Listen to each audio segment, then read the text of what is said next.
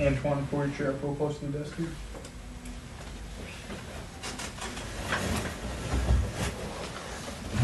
Perfect. And Ashley, if you would bring your chair up on this side of Antoine.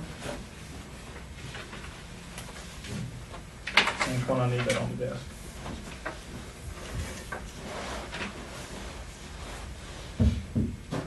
Dayton, just pull your chair up right here on this side of Ashley.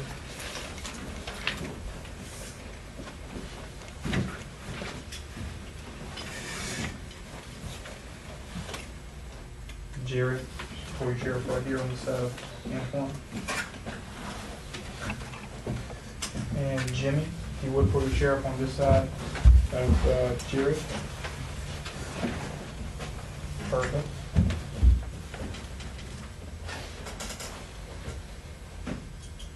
All right, Dayton, if you would, I want you to kind of straighten you up, you right beside her, and then LeBron, just bring your chair around this side, on this side of Dayton over here.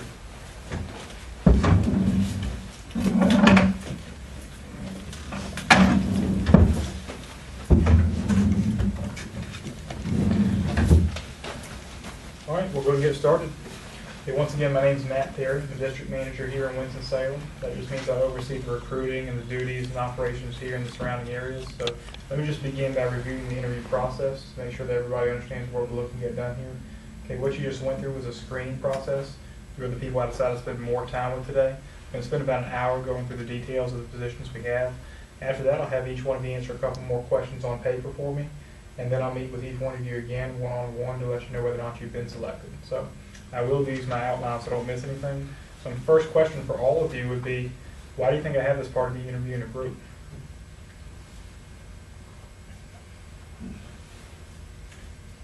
Yes?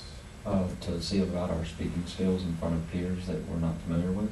Sure, to see how you interact around other people and answer my questions in front of your peers, that's true. Any other reasons about having a group? Yes? We might be working with each other or something. Okay, maybe, not so much, maybe working with customers, but not so much with each other. It mainly saves me a lot of time. If I interviewed each one of you for 60 minutes one-on-one, it wouldn't leave much time for personal life, so that's why I do that. And I want to let you know we've already filled a few positions at this point, so through the interview process, not everybody's going to be working with us. I will give all of you the courtesy of a final decision today, though, whether or not it's going to work out. As I go through the details, I'm going to be asking a lot of questions. I'm mainly looking for how comfortable you are answering and interacting. I base almost all of my decisions today on this part of the interview. Obviously, your application and your past experience matter, but most of my decision comes from what I see here. And I found that through this process, I'm usually able to select the best people for the job. So, have any of you ever started a job before where you didn't know what your exact responsibilities were or exactly what you'd be doing until you showed up? Mm-hmm. Sure. So, a lot of companies operate that way. Okay, since I've worked with Vector as a manager, I find it a lot easier for myself and our management team that when I do bring on new people, they know everything there is to know about what is expected of them and what their duties are. That way they're more comfortable and they're easy to train when they come in. So this is what we go through today. We cover our company and our products, our market and our pay, our training and our perks. We cover everything. So to save us some time, if you have any questions during this part of the interview, then just write them down in the back of your notes. I'll be happy to answer them for you when I meet with you one-on-one. So when I first started, I began right where each of you is sitting, applying for the same position as all of you. Everyone that works with this company starts in the same place, including our company president. I'm sure you all know that most companies are owned by large corporations. Vector's no different. Vector's owned by Cutco Corporations, which was started back in 1949. Vector, which is owned by Cutco, was started in 1981. And our company headquarters is located up in Olean, New York. It's about an hour south of Buffalo. That's where our factory is. And just to give you an idea of the size of our business, in 1981, Vector's first year, we did about $750,000 in business. In 1992, we've grown to about $50 million. Now we're doing about $300 million every year. So Jimmy, what are some advantages of working for a growing company? Leadership, knowing the product that you're selling, the community that you're in.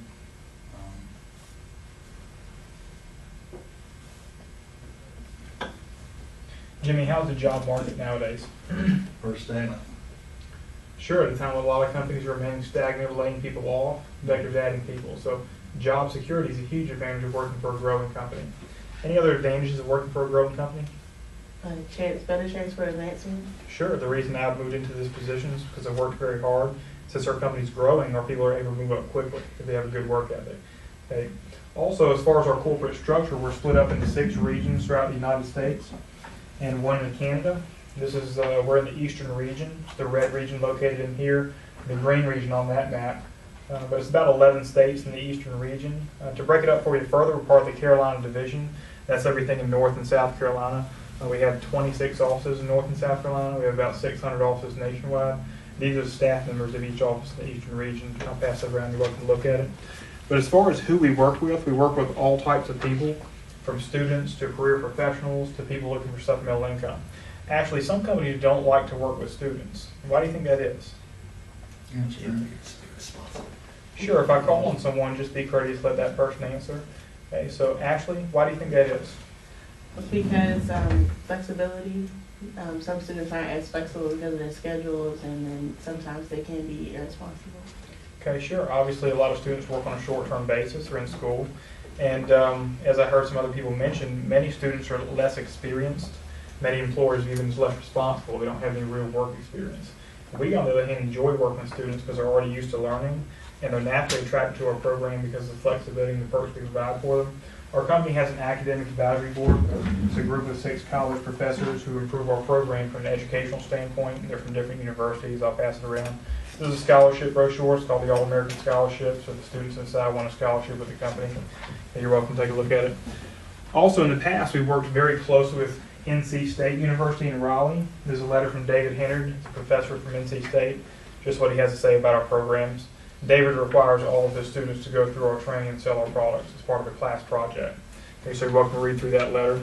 Also, Vector has an internship and a co-op program. Okay, some of the students who work with us can gain college credits through working with us. We've had students from Forsyth Tech and Wake Forest earn internships with us, and we award about $160,000 in scholarship monies every year to students and universities. So when the company was founded, we made a few decisions about how we're going to run our business. And I think it's important that you know a few of those.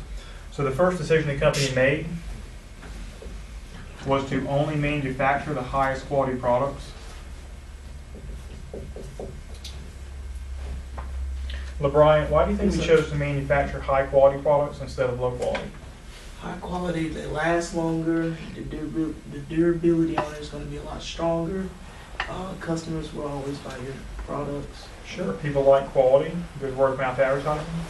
Okay, just to give you an idea, we've had the same basic product line since 1949. Now the company won't add another product unless it's the best of its kind. So the second decision the company made was to present our products in a low-key manner. So has anyone here ever met a pushy salesperson? Yes, sir. I'm sure we all have. Our company philosophy is if a customer buys, that's great. If they don't buy, that's okay. The main focus that our representatives have is just to educate a customer so they can make the best decision for themselves. We've had clients who've been with us for 30, 40, 50 years. The reason they stay with us is because of how they're dealt with. Having 18 million customers nationwide, that's something that's pretty important to us, honesty and integrity. And that's our next corporate philosophy. And honesty and integrity is important throughout our entire company. But it always starts with the product, so there's no need to exaggerate or be dishonest about a product in any way. Dayton, what could happen if somebody exaggerates a product? Well, if they do decide to buy it, the customer that is, and they realize that they're dissatisfied with it, it would be a bad rep on us. Sure. And they won't spread the word, and we won't get more customers. Sure, so it leads to bad word of mouth advertising, bad reputation. That's why it's important to us. It's important to me because I deal with people like this on a daily basis. So I expect anyone I select to deal with their customers and coworkers the same way. Okay, being a member of the Better Business Bureau since 1990 with an A+ rating, that's something that's pretty important to us. So we're looking to only take the right people on the team. Okay, number 4 would be how to market our products. And as you know, we chose to market by appointments for a few key reasons. Okay, so Jerry, what happens to the price of a product after every step it takes from the factory to the store? Good question. And the factory to the store, the price actually impacts it because it increases the price. Sure. Every step it takes, middleman, markup, shipping costs, the price always goes up from the factory to the store. So with a high quality product, that takes even more steps, it can be very expensive when it finally reaches the store. So non-store retailing is a very common way to market products now through the internet or catalogs or ads, places like that. Jerry, why is it so popular to buy directly from a company? Because you can help the middleman, Sure. so you lower the price. Sure, the price, that's the main reason.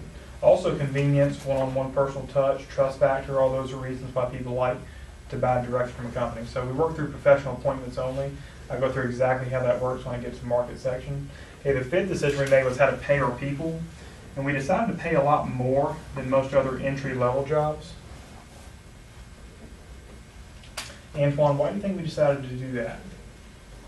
Just to make it more simpler, like make it do like a direct deposit through pay, so you don't have to worry. Also, employees don't have to worry about going to the bank and getting their checks. Okay, let me ask the question again. We decided to pay more than most other entry-level jobs. Why would we do that? Because there's going to be a lot of work into the entry-level program. Okay. Sure, maybe it's more challenging. Not the main thing I'm looking for. Jimmy, can you help him out?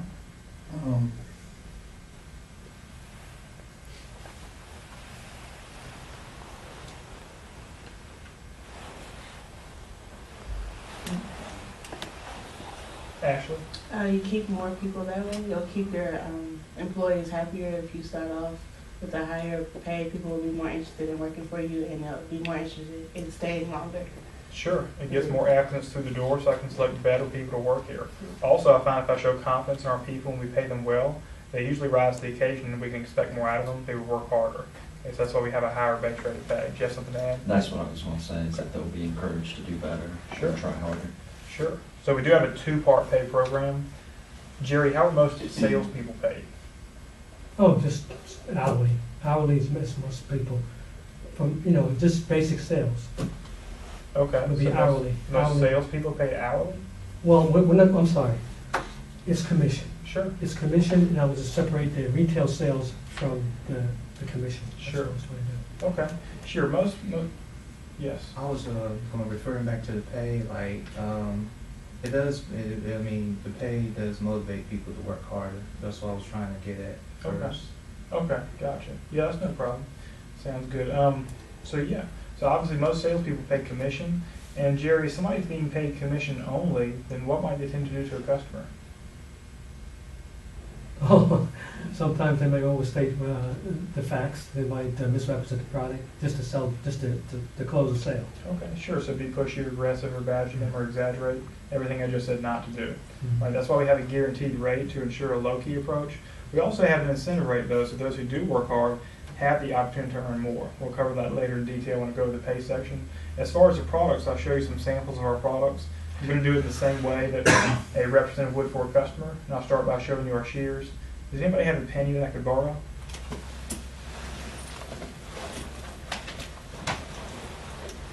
Kind of Let's see. Oh, here we go. Thank you. Appreciate that.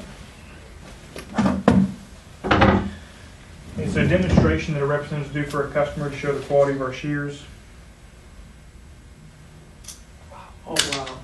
Okay, so our shears are made of high carbon surgical stainless steel. They have thermo resin handles for comfort. They fit both right and left-handed people, big or small hands. They also come apart for easy cleaning. So I'll pass them around, just don't stick your finger in them. LeBryant, how do you think a customer reacts to seeing that demonstration?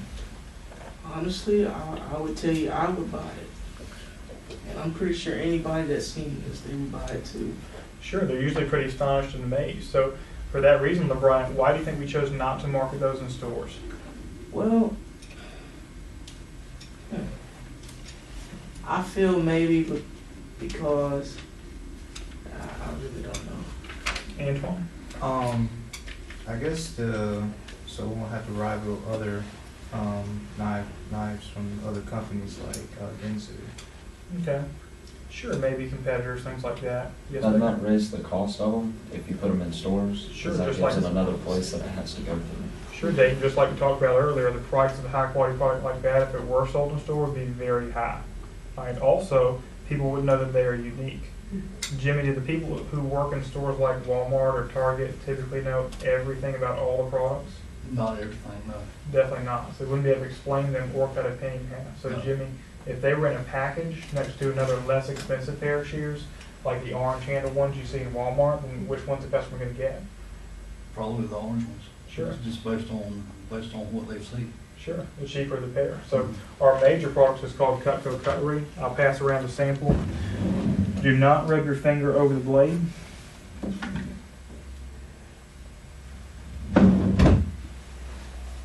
LeBryant, what's the first thing that you notice about the knife handle that's different from most other knife handles? There's a lot of ridges in it. It's very durable. It's longer than I've seen. Sure. It's called a universal wedge lock handle. It has a grip, your thumb and forefinger locked in place at the top for better control and safety. Also, Jerry, what are most knife handles made of? Just common materials? I would have to say wood, lower quality wood. Sure. Wood, that's true. Also a lot of plastic. But wood and plastic are both very common. Got a few examples here. Wood is very common, especially on steak knives, things like that. Wood tends to fade, crack, and splinter over time, especially if it gets wet. Wood is also porous. That means it absorbs everything. It's very unsanitary. Grease, odors, bacteria. Plastic tends to chip and crack and melt pretty easily. It's also very slippery when it's wet. So we use what's called a thermoresin. Thermoresin does not chip, crack, or break. It's heat resistant, dishwasher safe, and very sanitary. As far as the steel, most knives use what's called a stainless steel. Stainless steel does not rust, pit, or corrode, so it is pretty sanitary. It's very soft. It goes dull every time you use it. You have to constantly sharpen it. Some knives use what's called a carbon steel. Carbon steel does rust, pit, and corrode. It's not sanitary at all. It looks like the top knife here, but it does hold a sharp edge for a long time. It's very hard metal. So we use what's called a high carbon stainless steel. It's a combination of both. It holds a good edge, but it never rusts. So, Antoine, what's the most important thing a knife should be able to do? It should be able to cut what you're cutting. Sure, it should be able to cut. So a demonstration we do with the customer to show the sharpness is we cut some rope. It's really tough, like a piece of like vegetables or raw meat, but it doesn't harm any knife edge. So Antoine will have you help me out real quick. Just going to hold the rope down for you. We're going to try all three of these larger knives here. And yeah, you can set that stuff down. I want you to do the same way with all three. I'm going to hold the rope. Take this one first and start at the very back by the handle. Press as hard as you possibly can and do full strokes back and forth until you get through it. All right, if you would actually count how many strokes it takes. As hard as you can press. Start back here. There you go. Hard as you can press, full strokes.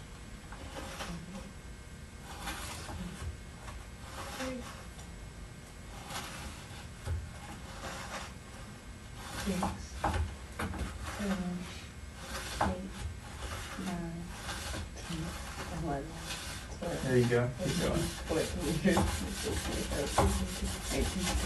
Perfect. All right. You get a count on that? Ashley? 21. 21. All right. This one's serrated. It should go through a little quicker. Do the same thing for me. Start at the back. Press as hard as you can. Full strokes and count for us, Ashley. 1, 2, 3, 4, 5, 6, 7, 8, 9, 10, 11, 12, 13, 14, 15, 16, 17, 20. All right. Good enough. All right. Set it down for me. And do the same thing one last time. Start at the very back as hard as you can. Full strokes. And count for us, Ashley. 1, 2, 3. That's a close right there. So the reason the knife cuts so well is because of how it's designed. Okay, the first edge that Antoine used was called a straight edge. Straight edges are just straight lines. When they touch a hard surface like a cutting board or a plate or a bone, they flatten out instantly. They go dull. You have to constantly sharpen them. The next edge was called a serrated edge. Serrated edges look like this. They just have points that rip and tear through what you're cutting. It's like a saw or a chainsaw. And when the points go dull and they wear out, after that, it's a dull knife. It can never be resharpened. Has to be thrown away and then replaced. And the last edge was called Cutco's Double D edge. The Double D edge has 3 individual blades that are in between every point. So all 3 of these surfaces are razor sharp blades. No matter what way our knives move, forward, backward, or straight down, they cut whatever you put pressure on. A typical knife will stay sharp for about 1 to 2 years. Cutco is designed to stay sharp for about a decade. Another one of our more popular ones is called the table knife. And it is called a table knife. This is not a steak knife. What's different about this from a steak knife? It's round. It's rounded, a lot shorter. Sure. Most steak knives are pointed. Similar to a butter knife. Mhm. Sure, this has a rounded tip like a butter knife, so you can still spread with it. Therefore, it's not just for steak. It's for every meal. I'm sure you've all seen a steak knife kind of like this, right? Yes. Okay, so a demonstration we do with the customer to show the difference is we cut some shoe leather. It's real tough like a piece of steak. It just makes a real good comparison. So Ashley, I'll have you help me out real quick with this. All right, so I'm going to hold the leather up for you. Like this. So just once you take a steak knife, press really hard so you can saw it all the way through it.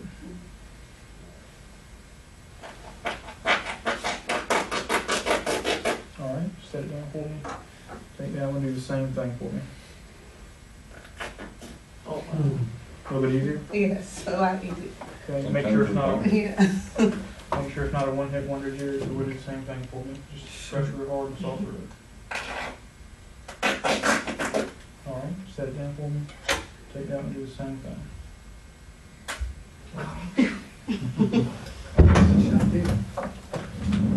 So Cutco's been featured on several episodes of television, including Modern Marvels, Made in America, How It's Made on the Science Channel, the Food Network. The Cooking Club of America promotes Cutco every year. They give us their product seal of approval. Welcome to take a look at those. Also, Dayton, when we're with the customer, we always let them do all the cutting, just like I did. Why do you think we would do that? So they get the hands-on experience and see it for themselves and don't think that it's a technique that you learned or picked up Sure. just to sell. Sure, they know there's no gimmick, it actually works, and they have hands-on experience, that's true. So, we use a prospectus, we call it the blue book here. It's just a detailed outline, everything the customer should know is in this book. So we go through this book page by page, make sure they're fully educated before they make a purchasing decision. I think it's very important for one to use their own personality when they're with a customer. Ashley, why do you think it's so important to use one's own personality? Because you'll make it personable for your own self, so it doesn't seem like you're reading from a like a script or anything like that. You would be just fresh and new for someone. You wouldn't just be. If someone were to come to me from Cutco back there and they would be selling me something, I would want them to be personable with me. I would want them to make my experience to fit me and not to fit someone else to generalize. Okay, so we can develop that personal connection and a relationship with them. So everyone uses their own personality, therefore everyone's style of presenting ends up being a little bit different, even though we all cover the same basic outline. So we go through this with them page by page, just like I've done for you so far. We would cover the history of our company, where our products are made and how they're manufactured here in the USA. Then we talk about the disadvantages of common knives, like the ones we use to cut the rope and leather with. Then we talk about the features and benefits of Cutco, what our knives are made of and how they're designed.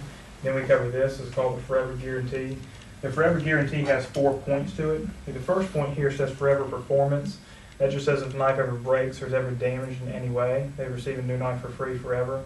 Next would be Forever Sharpness. That does not say our knives stay sharp forever. It does say if the knife ever goes dull, after a decade or 20 or 30 years, they would send it back. We'd resharpen it and repolish it for free forever. Next would be Forever Replacement for misuse and abuse. That says if someone misused it, like a screwdriver and the tip end broke off, or they try to cut a tree down, something weird like that, they get a new knife for half price forever.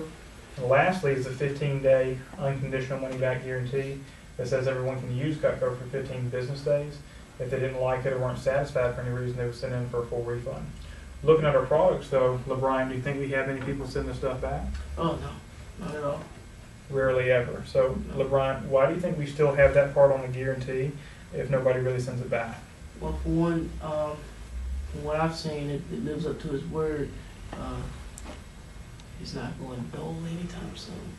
Okay. And it's going to stay sharp. People's going to always enjoy the sharpness of it as far as when they're trying to cut their meats or whatever they're cutting.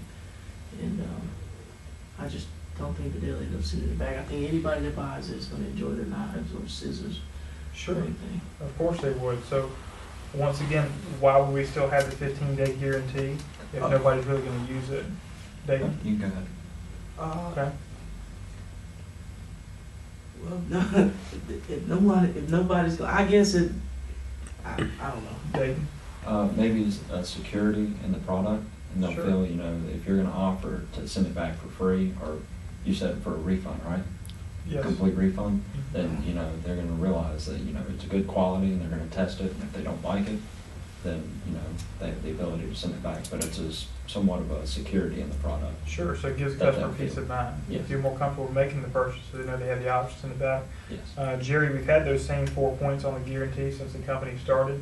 That was 63 years ago. So what does that tell you about our company and our products? For real. It Sure. comes for real. If it's not broke, don't fix it. That's why we haven't changed it any.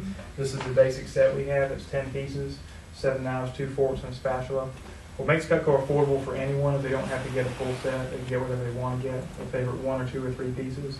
Or they can get a set. Okay, the basic set in a block looks like this. We also have sets that are larger, people who do more cooking. We have a lot of smaller starter sets as well, for people who don't do as much cooking. Maybe they only cook once or twice a week. We have a lot of flatware and silverware. These are place settings, silverware for the table. We have a lot of gift sets as well, Christmas, weddings, anniversary gifts. It's about 20 pages of gift sets I'll skip over. We have a lot of specialty knives, cleavers, boning knives, cheese knives. We have a lot of gadgets like ice cream scoops, pizza cutters, vegetable peelers. We have a lot of kitchen tools, cutting boards, grill sets, a lot of outdoor knives as well, and some garden tools. Has anybody here ever been fishing before? Yes. Almost everybody. Our most popular outdoor knife is probably the Fisherman's Solution. It's a fillet knife. The case doubles as a pair of pliers. You can grab the fish by the mouth while you fillet him, get hooks out of his mouth. Also has a sharpener on the back for rusty hooks or for a knife, and a line cutter built into the case. The blade on the knife extends anywhere from 6 to 9 inches, just depending on the size of the fish that you need to fillet, and locks back into place. It's very flexible. I'll pass around, don't rub your finger over it. Okay, so has anyone here ever priced the highest quality fillet knives? No. The one in a store like Bass Pro Shops or Cabela's would usually range between $100 and $150. Ours is priced at $60 because we market directly. Cutco's priced comparably with other high quality cutlery. And our individual pieces range anywhere from $15 to $100. And our representatives write up orders anywhere from $15 to $2,000, depending on what a customer wants to order.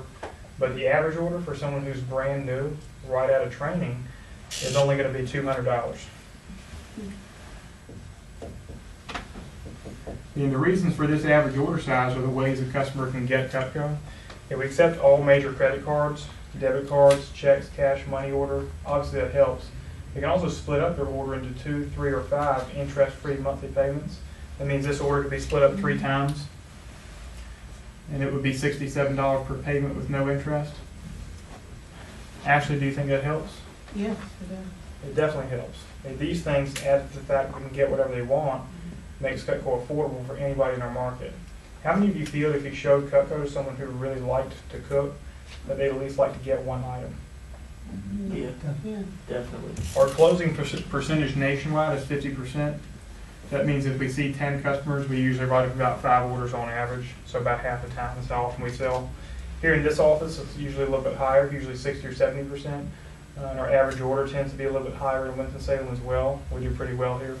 And that's really the whole presentation, everything I just did for you. It's just a relaxed presentation where we show the products and answer any questions the customer has. The product is the main attraction, not the representative. So Dayton, would you have been any less impressed with the quality of our products if somebody else has shown them to you? If they would have done it exactly as you would have done it, I'd have been just as impressed. I mean, the product is, it's not fake. We did it ourselves. Sure. 3 different, I believe, It 3, was two different demonstrations. well, I don't know, didn't 3 people do it? Or Sure. was it 2? Three. Three random people did it, no practice. It's not fake. Sure. There's no practice involved, they just. So people like Cutco because of what they can see it do, therefore the product sells itself. I'm not looking for someone who's experienced with sales. What I look for is just someone who's nice and our customer feel comfortable meeting with. And our company has what's called a market niche or advantage. Most people don't own good cutlery. They usually have typical knives, like the ones we cut the rope and leather with. They're not usually looking for good knives either, so when we show someone Cutco and they get a chance to use it, it often creates a need. They go ahead and decide to make a purchase, even though they may have never gone to the store to buy high quality. That's our market niche. And the cutlery industry in the USA is about $1 billion a year, and we've been the #1 seller of high quality cutlery for about 15 years now. Most of our customers, Jimmy, are middle-aged and married. Why do you think that is? Families, they do a lot of cooking, get together as a family. Sure, most of our customers are stereotypical families and soccer moms who cook for their children, things like that. So we work through professional appointments only. That means we only see people with this appointment set, and they already know that we're coming. Many of our part-time representatives can do 1 to 3 appointments per day on the days that they work. We have some full-time people who can fit in 4 to 8 per day on the days that they work. But they base their schedule on 3 things. The first thing is their availability, how much time they have. Yeah, obviously, I work with several people who are in school or who might have another job, so they work more part-time. Okay, number 2 is their financial objectives, how much money they want or need to make. And the last thing they base their schedule on is their work ethic. Everyone's work ethic is different. Now, actually, when our representatives first begin, they do their first few appointments with people they know and feel comfortable with. Why do you think they like to do that? So that they can get comfortable with presenting the product to people and so they can feel comfortable doing the job, and then they can go out and go to different people and present the product the same way. Sure, we get practice and good, honest feedback. I find a lot of our new people don't have previous experience, so this helps them become very comfortable and confident quickly. So we don't knock on doors or flip through the phone book to get people interested in Cutco. Because Jerry, if a product is good, then how should somebody hear about it? Well, by word of mouth. Sure. Word of mouth is the most powerful form of advertisement. Jerry, why do you think word of mouth is so powerful? Oh my goodness, I mean, these people have actual experience, had the experience. And so, I mean, there's nothing better than the actual experience. Sure, people are more likely to trust a friend or a family member than TV commercials. I'm sure you've all probably heard of Rolex watches, right? Oh, definitely. Sure. Are they high quality watch? Yes, they are. Sure. How many Rolex commercials do you see on TV? Hardly none. Sure. Very few, if any. So we work on the same principle. So to show you how our people get their appointments set, I'm going to use a simple example of someone doing 5 appointments in a day. Well, over here, we'll say Robert Hyatt were to do 5 appointments in a day. Robert is actually a manager with us now, an assistant manager. He started back in September, and he's one of the fastest people I've ever promoted to management just because his work ethic was so great. He used to go to Surrey Community College, and he works kind of more part-time with us, but he was from Dobson. That's where he grew up at. We'll say Robert were to do 5 appointments in a day. Okay? Actually, how many people do you think the average family knows? A lot. Well, if we're going to put a number on it, maybe like 20, 25. Sure, there's really no right answer. Yeah. And the main thing I'm looking for is a lot, right? The average family knows a lot of people. So on every appointment we do, we receive 5 to 10 recommendations of people who would like to take a look at our products. We can be recommended from 2 to 10 to 20 or more, but the average is 5 to 10. Okay, what our representatives do at the end of each appointment is simply ask the customer who they know who would like to take a look at Cutco. Okay, once again, we can get recommended from 2 to 10 to 20 or more. The average is always 5 to 10. The reason our customers are so ready to recommend other people to us is because they're recommended to us themselves. They're already comfortable with the process. But also they love the products and they like the representative as well. Okay, so if you understand at this point, you'll see that we don't do any door-to-door cold calling or telemarketing. We can only contact people we've been recommended to for an appointment. So from those 5 appointments, Robert would have a minimum of 25 new people whom he were recommended to that he could call for an appointment at any time. Robert works more part-time. Let's say that Robert were to only do 15 of those appointments the next week. Okay? Actually, what happens when he goes to see those 15 people? He's recommended to more people. Sure, what usually happens is our representatives have far too many people to go and see. So we have to teach them to see the most qualified customers first. Right? Also, Dayton, if a representative starts in the area that they live, then where do you think most of their recommendations live? Oh, can you repeat it, please? If a representative starts in the area that they live, then where do you think most of their recommendations live? The whole base, you know, where they live. Sure. Most of our representatives work in the same area that they live, just like a real estate agent or an insurance agent, usually a 5 or 10 mile radius. But there are no territory restrictions. If someone wants to show someone in a different area, they can. In the past, we've had several Wake Forest University students who've worked with us. Obviously, most of those students are from out of state. When they go to school here during the school year, they work with our clients in Winston-Salem. When they go home for school breaks or for the summer, they can still work in their hometown if they'd like to. Most of them do. So since our representatives set their own appointments, they have a very flexible schedule. They can set appointments anywhere from 8 a.m. to 10 p.m.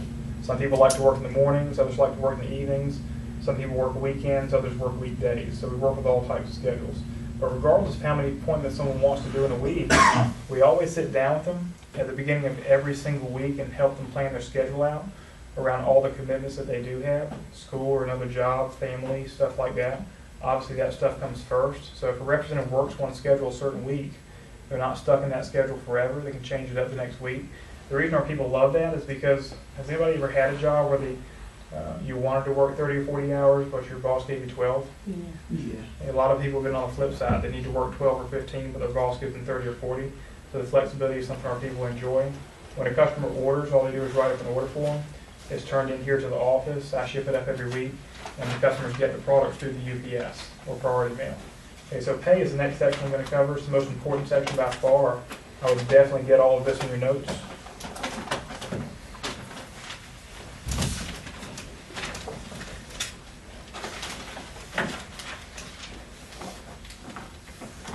Okay, so we do have a two-part pay program.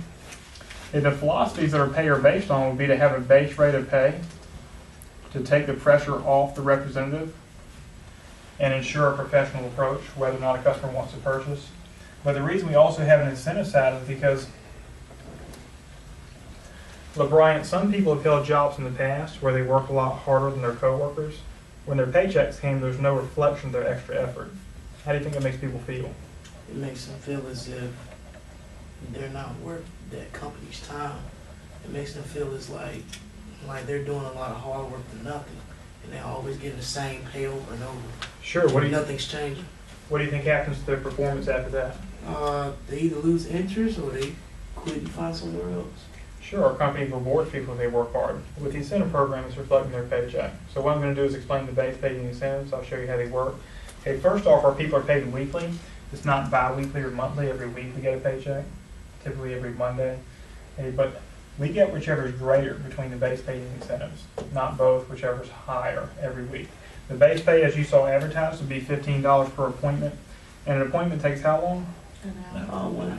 45 minutes to an hour. We have someone working really part-time, and they're only doing about 10 appointments in a week. That's what many of our students do around school. Then obviously 10 times 15 is $150. If we have someone a little bit more motivated, they're doing 20 or so in a week, obviously 20 times 15 is going to be $300. Sometimes we'll have someone really full-time doing about 30 or so. 30 times 15 would be $450. So it's just multiplication. And every appointment is done with a customer who is at least 25 years of age, and they must have a job. Jerry, why are those two things important? Oh my goodness.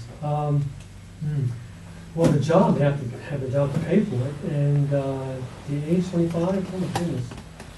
I think we went over the fact that this is the age group that does a lot of cooking. Sure. That's closer to our target market, who would actually use our products. It ensures that we don't show it to your 8-year-old niece who neither has the money for it or the need for it. All right. Also, it's done one-on-one, not in a big group or a party. Jimmy, why do you think our representatives prefer a one-on-one setting instead of a group or party? A one-on-one setting gives the seller the opportunity the presenter to present to the person that they're selling to a more one-on-one type basis to show them the product. Okay, sure. So we can build a better relationship with the customer, focus more on them. Both parties are more comfortable in a one-on-one setting. Jimmy, do you think that a customer feels comfortable asking questions in a large group of people?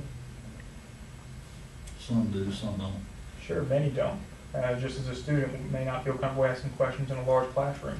Okay, so obviously this gives us a chance to focus on them and meet all their attention and give them all their special needs and answer their questions. So that's the base pay. Is that pretty clear? Yeah. All right, the incentives are designed to reward people if they work harder, do better. These are, once again, we don't get both. We get whichever is greater every week. The incentives are based on career sales. They start at 10% and they go up based on career sales. From 0 to 1,000, we earn 10%. From 1 to 3,000, we earn 15%. From 3 to 10,000, we earn 20%. From 6 to 10,000, we earn 25%. Everything above 10,000, we earn 30%. These levels are cumulative. That means when a representative hits a certain incentive level, they are there or higher forever. They can never drop back down as long as they're with us. So once someone hits 15%, they can never again make 10%. Continues to go up based on their career sales.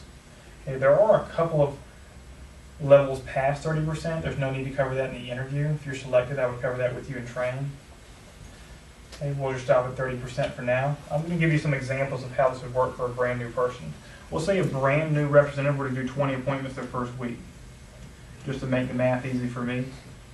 Okay, so if they do 20 appointments, obviously they're guaranteed a minimum of $300 off the guaranteed base pay, 20 times 15.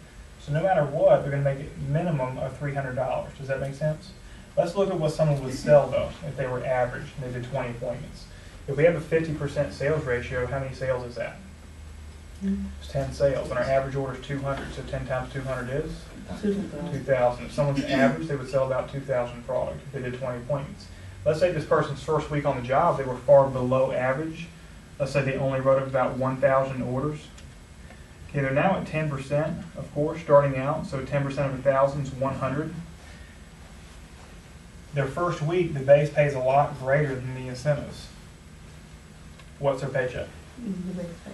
The base pay is $300. 300 is greater than 100, that's the one they would get. Let's say their second week on the job, they do 20 more appointments just to keep it consistent.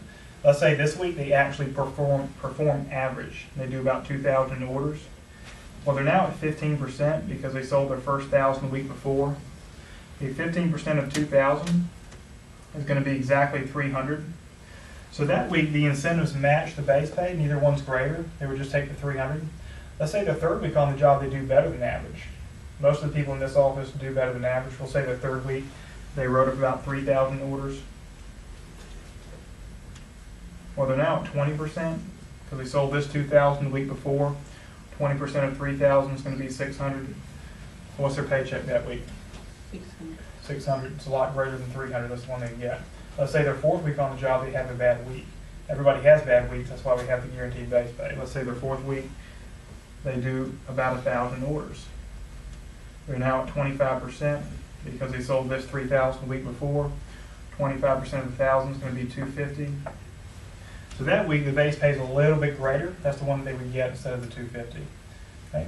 These numbers are all based close to our averages. Obviously, I always have representatives who do way better than average. 2 weeks ago, we had a new representative on our team named Dylan, who's doing a great job with us. Dylan sold about $5,000 worth of Cutco products his first 2 days on the job. So obviously, he's a little bit better than average, and he made a lot more money than the base pay his first 2 days. Okay. So does everybody understand how this works? Yeah.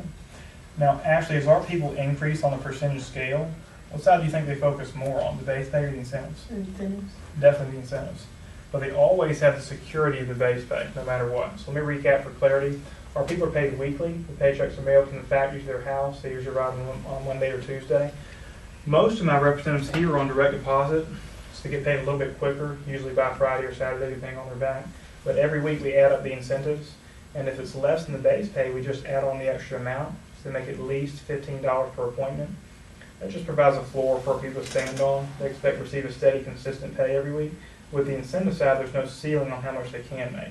And we find for a lot of our younger people, especially if someone's a student, this offsets most of, if not all, of the tuition costs. It becomes very independent. The reason we can afford a pay program like that is because of our training. See, in training, we teach our people everything that they need to know to be successful here. Our training was referenced in the Wall Street Journal as being the best program a young person could go through for income and experience. You're welcome to read through this. I know it's a long article, so if you can't read through it, you can read through it after this interview. You're welcome to do that. Also, there's a few college textbooks who've chosen to write us up. This is called Strategic Marketing. It's used at both Wake Forest and NC State. It's a chapter in the book dedicated to Vector's training program. Vector Marketing Corporation. On the next page is a picture of our factory up in New York. And then on the next page, a picture of our product line, Cutco. I'm not going to pass this whole book around. As you can see, it's been passed around a few times. If you'd like to read through it later, you're more than welcome to do that. There's about a dozen or so college universities who require all of their marketing students to go through our training and sell our products as part of a class project for a 400-level college course. These include Purdue, LSU, Michigan State, Illinois State, NC State, and Raleigh, of course. Western Carolina recently adopted us into their marketing curriculum as well. And the fact that academic institutions require their students to do this says a lot about our training. Our training is world-renowned, and by itself, it looks better on a resume than most other jobs do.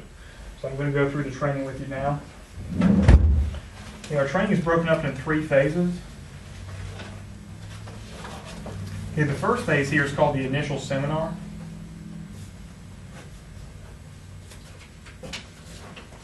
And the initial seminar is usually 3 days, usually 3 half days. Most of the time it's a Thursday through a Saturday. It's just where we take the time to teach our new people the basics of the position.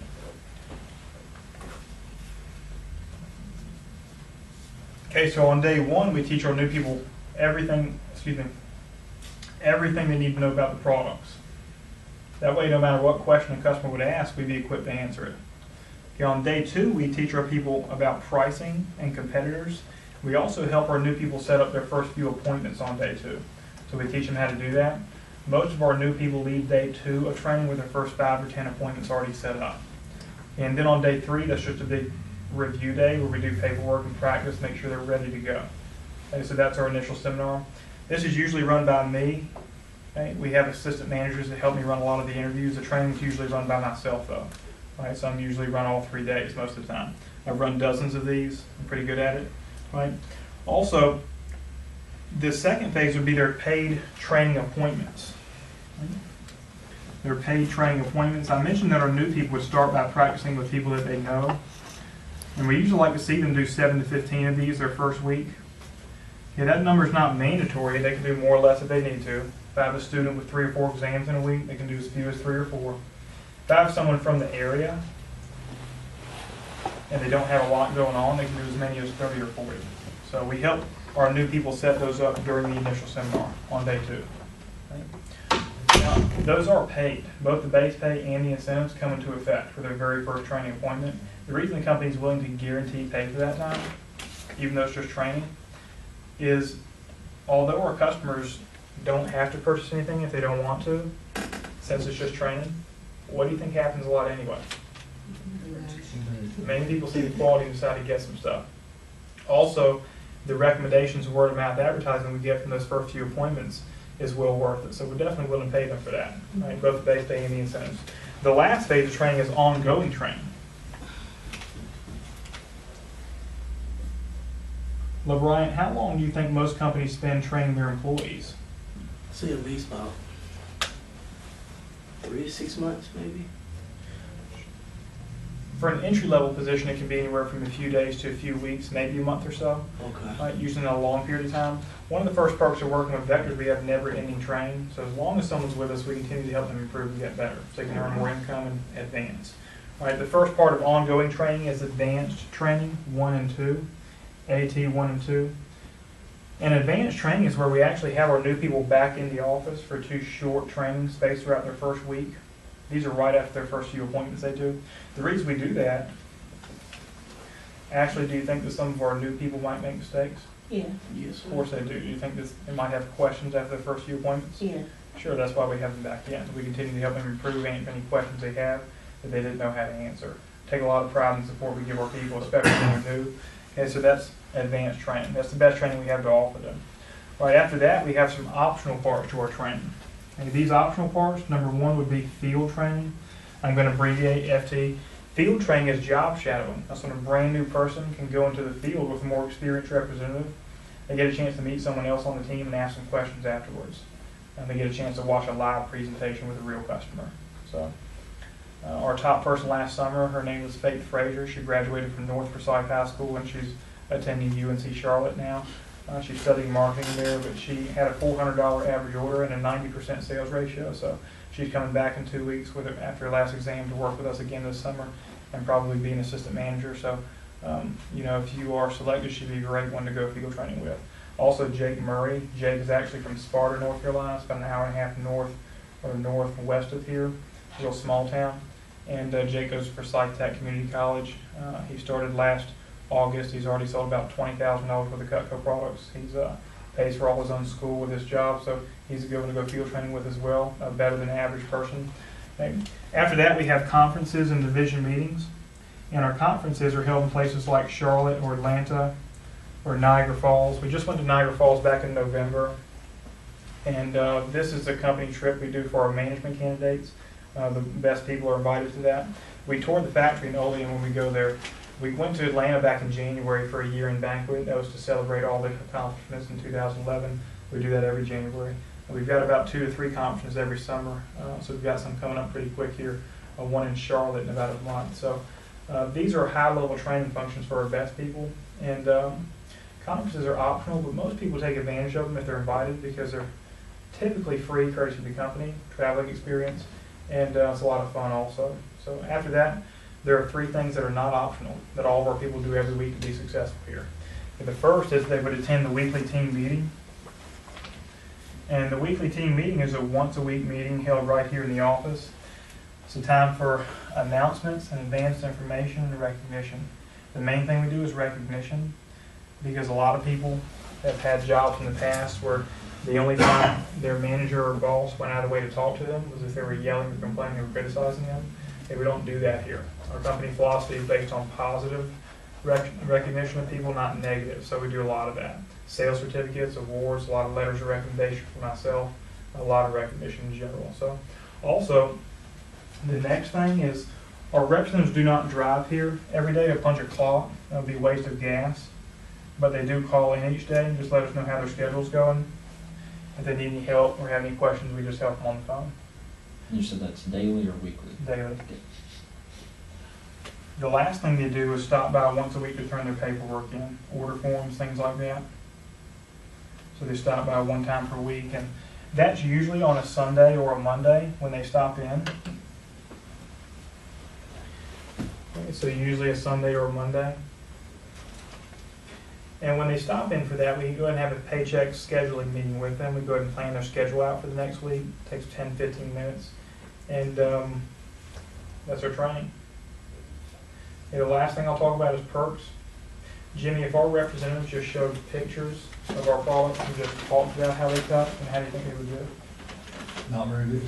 Why is that? Because they don't have a product to show to the person, to the people that they're meeting with.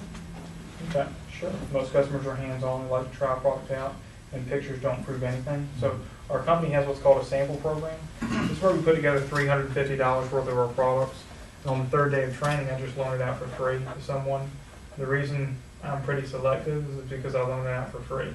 So since it is still company property, if and when someone ever were to move on, they would just return it to us. Okay, the perk comes from the fact they can use it as their own while they're loaning it for free. They can cook with it, use it in their home, whatever they want to do is fine. Another huge perk is advancement. And the reason I've stayed here and stuck around with this company is because I was moving up pretty quickly. I don't like being stuck in the same place. I like working hard and moving up. So the first part of advancement is our Key Staff program. The Key Staff is our inner leadership organization. Our top most motivated people get on Key Staff pretty quickly. And Key Staff, they just meet once a week right before the team meeting, and we teach them some advanced sales skills. We also teach them personal growth. We teach them a lot of public speaking skills, a lot of entrepreneurship skills, things like that, stuff that will help them in any professional business environment. After that is assistant management, where someone would just help me with the everyday duties in the office here. Assistant managers help me with the interviewing, the training, the recruiting, the advertising, everything. And they're paid a percentage of office sales every week. After that is branch management. Branch is where we'll actually take someone and train them really part-time, maybe 1 or 2 hours per week during the fall and spring. The next summer they would go out and run their own branch office. So they'd be their own boss for a summer. They'd be in my position in an office for a summer. So obviously that looks good on a resume. It's good for a young person between the ages of 18 and 22 to do as a student. Pretty unique. Okay? Also after that, we have district manager. That's, if someone does good at branch, if they enjoy it, they'd be promoted again to district. That's a permanent position where they run their own office in a larger city. Last summer we had a branch in Salisbury, High Point, Burlington, Durham, Chapel Hill, Asheville, Hickory, Salisbury, several other smaller towns around the area. So yeah, that's advancement. There's several parts past district. I'm not going to cover that now. Okay. I think no matter how far someone goes or how much money they make, the most valuable thing is the experience. Because what are most employers looking for on a resume? Experience. Sure. How do you get experience without a job? You can't. It's a catch-22 a lot of younger people are caught up in nowadays.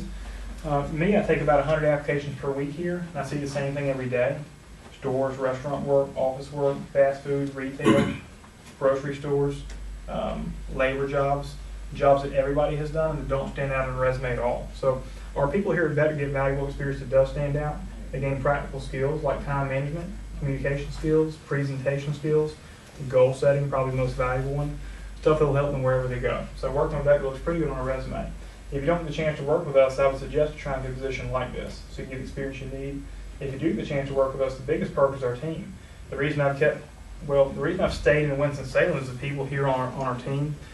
I've never really met a group of people as positive and as motivating as people here. I think if you surround yourself with the right people, you have no choice but to be pushed in the right direction. That's why I like it here. For me, work never gets old. I always look forward to it, never dread it. The main thing I look forward to every day is just offering other people the same opportunity I had. I started this job a few years ago as a college senior, and I graduated school with no loans because of this job. And I appreciated that, so I enjoy giving that to other people also. The last thing I'll say is, although I do have to be selective, the mission statement I have here is to help as many people as I can grow professionally and personally. So if you're selected, that's what I'll do with you. And if not, then best of luck with your job search. The last thing I'll have you do is answer a couple questions on paper for me. And when you get one of these, go ahead and turn it over, because I need you to write 3 more questions on the back and answer those as well. So when you get it, go ahead and turn it over.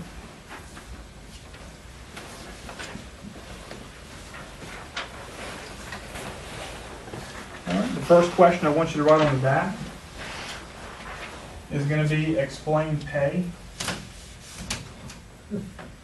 So explain pay.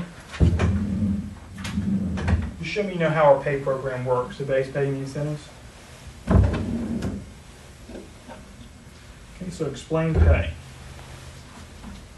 Next question, what are 5 goals you have in the next 5 years? 5 goals in the next 5 years.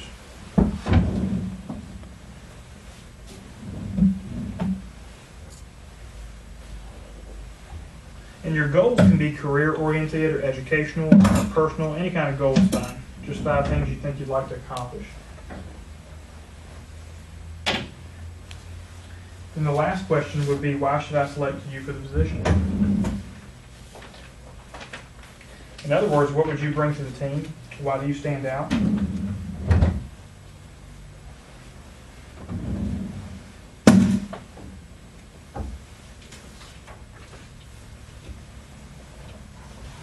All right, if you would, start on the front. There's some yes/no questions on the front there. Those are really simple and straightforward. In the middle, you'll see a section short answers, very simple also. At the bottom on the front, you'll see a section that I realize most of you are very professional. You may have turned your cell phones off during the interview, and I appreciate that. If you need to use your cell phone for the bottom part, you can. Okay, I can't guarantee anybody a position. I can just guarantee them an interview. We're looking to recruit the right people before the summer starts. So I think that about half of you were recommended by someone who already works here. And then just work on the ones on the back. Everything that we laid out on the table that we looked at, so if you get a chance to read through it, you're welcome to do that. And I'll call you one by one to my office to let you know whether or not you've been selected. The order that I call you in has nothing to do with who and who is not selected. All right, the last thing, guys, if you would, just spread back out for me real quick. All right.